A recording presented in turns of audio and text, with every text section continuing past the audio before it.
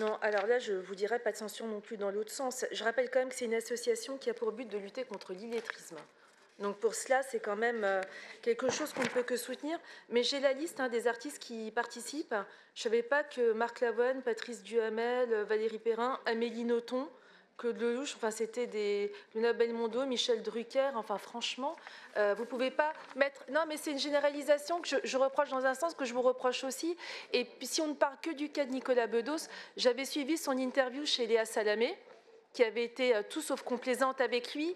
Il me semble, je vous avoue que je n'ai pas lu son livre, mais vu les questions qu'elle a posées, en aucun cas il ne fait l'apologie de ce pourquoi il a été condamné.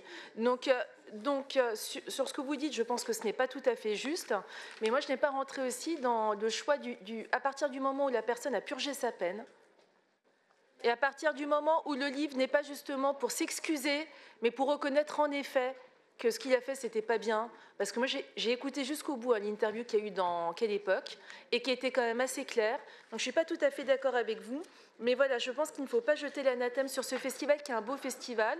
Je comprends que vous ayez des réticences, mais en tous les cas, je pense que globalement, c'est un beau festival qui fait intervenir des gens de qualité et que la lutte contre l'illettrisme doit être encouragée. Il y a aussi des philosophes, des sportifs, des chanteurs, des humoristes. C'est extrêmement vaste.